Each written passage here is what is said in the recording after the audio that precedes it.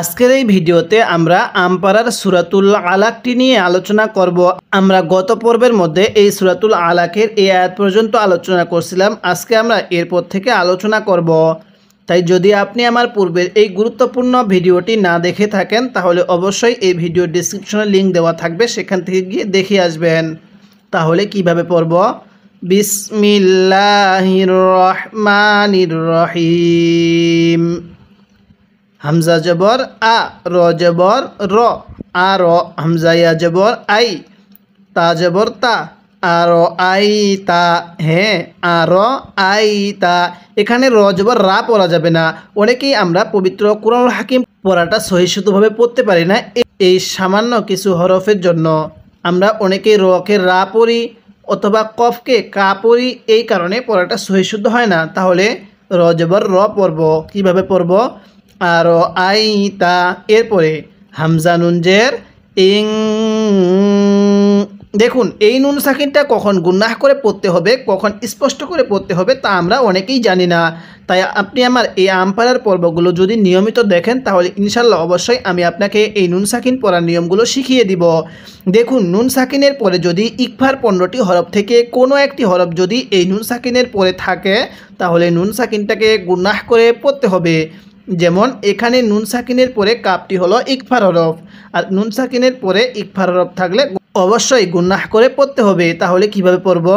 হামজা নুন জের ইং, এরপরে কাফ আলিফ জবর কা, নুন জবর না, ইং কা না। হ্যাঁ কিভাবে পড়ব? ইং কা না। তাহলে আর আই তা, ইং কানা। এরপরে আইন জবর আ, লাম লাগবে, এই লামের সাথে লাল, আ লাল, হাফেশ হু, দালিয়া খারা জবর দা। হ্যাঁ কিভাবে পড়ব? আলাল হুদা। এখানে হাটা উচ্চারণের সময় গলার মধ্যে আওয়াজ করবেন। অনেকেই আলাল হুদা এরকমভাবে পড়ি, এরকমভাবে পড়লে পড়াটা সহিশুদ্ধ হবে না। তাহলে কিভাবে পড়ব? আর আই তা, হ্যাঁ কিভাবে পড়তে হবে? আর আই তা ইং কানা আলাল হুদা। হ্যাঁ আমার সাথে পড়ুন, মুখে মুখে পড়বেন। আর আই তা, হ্যাঁ আরেকবার, আর আই তা ইং কানা আলাল হুদা। তাহলে আরেকবার পড়ুন, আর আই তা ইং কানা আলাল হুদা। এরকমভাবে শিখব।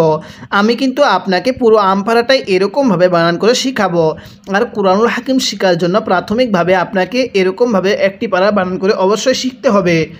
তাহলে আপনি এই কুরআনুল হাকিমটাই সহিশুদ্ধভাবে দ্রুত রিডিং পড়া শিখতে পারবেন। তাই অবশ্যই এই চ্যানেলটি সাবস্ক্রাইব করে রাখবেন। এরপরে হামজা ওয়াও জবর আও, হামজা জবর আ, আউ আ, মিম জবর মা, র জবর র, আউ আমার। এরপরে বাত লাগবে, এই তায়ের সাথে বা তাজের বিত, তা কব জবর তাক, ওয়াও ইয়া খারা জবর ওয়া, বিত তাক ওয়াকফের সময় এরকমভাবেই পড়ব। তাহলে আউ আমার বিত তাক, হ্যাঁ আমার সাথে পড়ুন, আউ আমার।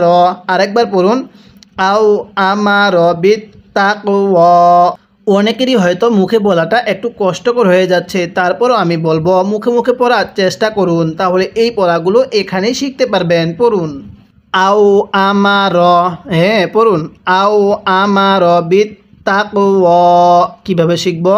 আও আমার বিত তাকওয়া, এরকমভাবে পড়ব। এরপরে হামজা জবর আ, র জবর র, আর হামজা ইয়া জবর আই, তা জবর তা, আর আই তা। এরপরে হামজা নুন জের ইং। দেখুন এই নুনটা আমরা গুন্নাহ করে পড়ব, কারণ এই নুন সাকিনের পরে কাপটি হলো ইকফার হরফ। তাহলে নুন সাকিনের পরে ইকফার হরফ থাকলে নুন সাকিনটা গুন্নাহ করে পড়তে হবে। তাহলে আর আই তা ইং। এরপরে কাব জাল জবর কাজ, জাল জবর যা, কাজ যা, বা জবর বা, কাজা বা। কীভাবে শিখব? আর আই তা ইং কাজাবা। এরপরে ওয়াও জবর ওয়া, তা জবর তা, ওয়াতা, ওয়াও লাম জবর ওয়াল, লাম ইয়া খারা জবর লা, ওয়াতা ওয়াল্লা। হ্যাঁ, কীভাবে পড়ব? ওয়াতা ওয়াল্লা। তাহলে আর আইতা ইং কাযাবা ওয়াতা ওয়াল্লা। আরেকবার আমার সাথে সাথে মুখে মুখে পড়বেন, পড়ুন।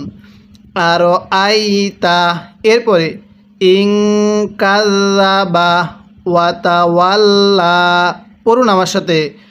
আর আইতা ইং কাযাবা ওয়াতা ওয়াল্লা, এরকমভাবে শিখব। অবশ্যই মুখে মুখে পড়ার চেষ্টা করবেন, তাহলে আপনার মুখের জড়তা যে আছে সেটা আপনার মুখে থাকবে না। তখন আপনি অতি অল্প সময়ে কুরআনুল হাকিম রিডিং পড়া শিখতে পারবেন। এরপরে হামজা জবর আ, লাম মিম জবর লাম, আলাম। এখানে হামজা এর মধ্যে টান দিব না, আলাম। এরপরে ইয়া আইন জবর ইয়া, লাম মিম জবর লাম, ইয়া আলাম।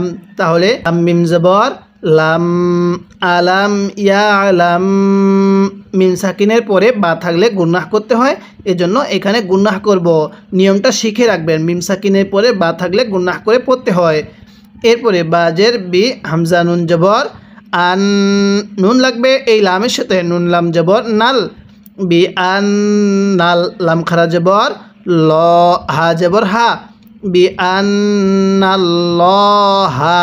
দেখুন, এই আল্লাহ শব্দের পূর্বে যদি জবর থাকে, আল্লাহ শব্দের পূর্বের হরফের উপর যদি জবর থাকে, আল্লাহ শব্দের লামটাকে মোটা করে পড়তে হবে, এজন্য মোটা করে পড়ছি। তাহলে বি আন নাল হা, ইয়া জবর ইয়া, র, ইয়া খারা জবর র, ইয়া র। কীভাবে পড়ব? আলাম, ইয়া আলাম। এরপরে বি আন্নাল্লাহা, ইয়া র। আমার সাথে পড়ুন, মুখে মুখে পড়বেন, পড়ুন। আলাম, ইয়া আলাম। হ্যাঁ, পড়ুন। আলাম, ইয়া আলাম। আরেকবার পড়ুন। আলাম, ইয়া আলাম। এরপরে বি আন্নাল্লাহা, পড়ুন। বি আন্নাল্লাহা ইয়ারা। হ্যাঁ, এবার আমার সাথে মিলিয়ে পড়বেন। আলাম, ইয়া আলাম, বি আন্নাল্লাহা ইয়ারা। এরকমভাবে পড়ব। আমি প্রত্যেকটি শব্দ বারবার বলার চেষ্টা করতেছি, যাতে করে আমরা যারা বয়োবৃদ্ধ আছি, আমরা একবার বললে অনেকে হয়তো পড়াটা সহি শুদ্ধভাবে স্মরণ রাখতে পারি না। তাই আমি আপনাদের সুবিধার জন্য পড়াটি বারবার বলতেছি, যাতে করে এই পড়াগুলো আপনি এখানে শিখে নিতে পারেন। এরপরে কাফ লাম জবর কাল, লাম আলিফ জবর লা, কাল্লা। হ্যাঁ, এক আলিফ টান, জবরের পরে খালি আলিফ এক আলিফ টানতে হয়। তাহলে কাল্লা, লাম জবর লা, হামজা লাগবে এই লামের সাথে ইল, হামজা লাম জের ইল, কাল্লা লা ইল। এই লামের মধ্যে টান দিব, সেকেন্ড লামের মধ্যে আবার টান দিব না। তাহলে কাল্লা লা ইল্লাম, হামজা লাম জের ইল, এই নুন সাকিনের সাথে লাগবে না। সাকিনের পরে তাজদিদওয়ালা হরফ থাকলে এই সাকিনওয়ালা হরফটিকে বাদ দিয়ে পড়তে হয়। তাহলে কিভাবে পড়ব? কাল্লা লা ইল্লাম, ইয়া নুন জবর ইয়াং। হ্যাঁ, এই যে দেখুন, নুন সাকিনের পরে তাটি হলো ইকফার হরফ, এই জন্য নুন সাকিনটিকে গুনাহ করে পড়ছি। তাহলে কাল্লা লা ইল্লাম ইয়াং তাহ, তাহা জবর তাহ। এখানে হায়ের নিচে যদিও জের থাকে, ওয়াকফের সময় এই শেষ হরফের নিচের জেরগুলোকে বাদ দিয়ে পড়তে হয়। তাহলে কাল্লা লা ইল্লাম ইয়াং তাহ। এরপরে লাম জবর লা, নুন সিন জবর নাস, লা নাস, ফা জবর ফা, লা নাস ফা। আইন লাগবে এই ছোট্ট মিমটির সাথে, লা নাস ফা আম। যদি শব্দের মাঝখানে অর্থাৎ যদি শব্দের মধ্যখানে এরকম ছোট্ট মিম থাকে, এরপরে বা থাকে, তাহলে এই মিম সাকিনটিকে গুনাহ করে পড়তে হবে। তাহলে আইন মিম জবর আম, লা নাস ফা আম। এরপরে বা নুন জের বিন, নুন আলিফ জবর না, বিন না, সজ্জের সি, ইয়া জবর ইয়া, তাজের তি, বিন না সিয়াতি। এখন যদি আমরা ওয়াকফ করি তাহলে কিভাবে পড়ব? বিন না সিয়াহ। ওয়াকফের একটি নিয়ম আছে, ওয়াকফের সময় শেষ হরফের মধ্যে যদি এরকম গোল তারটি থাকে, তাহলে ওই তাটিকে আমরা হা বানিয়ে পড়ব। কিভাবে পড়ব? লানাসফাআম বিন্নাসিয়াহ, এরকমভাবে শিখব। তাহলে আমার সাথে পড়ুন, কাল্লা, এরপরে লা ইল্লাম, হ্যাঁ কিভাবে পড়ব? কাল্লা লা ইল্লাম ইয়াংতাহ, এরপরে লানাসফাআম, কিভাবে শিখব? লানাসফাআম, এরপরে বিন্নাসিয়াহ। তাহলে কাল্লা লা ইল্লাম ইয়াংতাহ পড়ুন, লানাসফাআম বিন্নাসিয়াহ। আর একবার আমার সাথে পড়বেন, কাল্লা লা ইল্লাম ইয়াংতাহ, এরপরে লানাসফাআম বিন্নাসিয়াহ, এরকমভাবে পড়তে হবে। এরপরে নুন আলিফ জবর না, সজ্জের সি, নাসি, ইয়া জবর ইয়া, তা দুই জের তিং, নাসিয়া তিং। কীভাবে শিখব? নাসিয়া তিং, এটাকে সৎ পড়তে হবে। এরপরে কাফ আলিফ জবর কা, জাল জের জি, কাজি, বা জবর বা, তা দুই জের তিন, কাজি বা তিন। তাহলে নাসিয়াতিন কাযিবাতিন। এরপরে খ আলিফ জবর খ, তজের তি, খতি, হামজা জবর আ, তা দুই জের তিন, খতি আতিন। এখন যদি আমরা এখানে ওয়াকফ করি তাহলে কিভাবে পড়ব? এই তাটিকে আমরা হা বানিয়ে দিব। এটা ওয়াকফের একটি নিয়ম। ওয়াকফের সময় যদি এরকম গোলতা থাকে ওই তাটিকে হা বানিয়ে পড়তে হয়। কিভাবে পড়ব? কাযিবাতিন খতিআহ, এরকমভাবে শিখব। তাহলে আমার সাথে পড়ুন, নাসিয়াতিন, হ্যাঁ পড়ুন, নাসিয়াতিন। আমার সাথে গুনাহ করবেন, নাসিয়াতিন। এরপরে কাযিবাতিন পড়ুন, কাযিবাতিন। তাহলে নাসিয়াতিন কাযিবাতিন। এরপরে পড়ুন খতিআহ, এটাকে ত পড়ব, খতিআহ। তাহলে নাসিয়াতিন কাযিবাতিন খতিআহ। এরপরে ফালাম জবর ফাল, ইয়াদাল জবর ইয়াদ, ফাল ইয়াদ, আইন পেশ উ, ফাল ইয়াদ উ। নুন আলিফ জবর না, দাল জের দি, না দি, ইয়া জবর ইয়া, হা উল্টা পেশ হু, না দিয়া হু। ওয়াকফ করলে কিভাবে পড়ব? না দিয়া। তাহলে ফাল ইয়াদ উ, পড়ুন আমার সাথে, ফাল ইয়াদ উ, হ্যাঁ আরেকবার পড়ুন, ফাল ইয়াদ উ না দিয়া। পড়ুন আমার সাথে, ফাল ইয়াদ উ না দিয়া। এরকমভাবে শিখব। এরপরে সিন জবর সা, নুন দাল জবর নাদ, সা নাদ, আইন লাগবে এই ঝায়ের সাথে, আইন ঝা পেশ উজ। আইনটা একটু চাপ দিয়ে পড়ব, তাহলে আইনটা সহি শুদ্ধ উচ্চারণ হবে। তাহলে সা নাদ উজ, ঝা জবর ঝা, বা আলিফ জবর বা, ঝা বা, নুন জের নি, জাবানি, ইয়া জবর ইয়া, তা জবর তা, জাবানিয়াতা। এখন যদি আমরা এখানে ওয়াকফ করি তাহলে কি এই তাটাকে হা পড়ব নাকি তাই পড়ব? যারা আমার পূর্বের এই ওয়াকফের নিয়মটা বুঝছেন তাহলে তা আপনারা এখানেও এটা বলতে পারবেন, হ্যাঁ ওয়াকফের সময় এই তাগুলোকে হা বানিয়ে পড়তে হবে। কিভাবে পড়ব? জাবানিয়াহ। তাহলে আমার সাথে পড়ুন, সানাদ উজ জাবানিয়াহ। হ্যাঁ কিভাবে পড়ব? সানাদ উজ জাবানিয়াহ। আরেকবার পড়ুন, সানাদ উজ, এরপরে জাবানিয়াহ, এরকমভাবে পড়তে হবে। এরপরে কাফলাম জবর কাল, লাম আলিফ জবর লা, কাল্লা। এরপরে লাম আলিফ জবর লা, কাল্লা লা। স্মরণ রাখবেন এখন যে আয়াতটি পড়তেছি এটা একটা সেজদার আয়াত। এই মুহূর্তে যারা আমার এই ভিডিওটি দেখতেছেন আপনারা যদি এই আয়াতটি পড়া দেখেন বা শুনেন এবং পড়েন অবশ্যই আপনি একটি সেজদা আদায় করে নেবেন।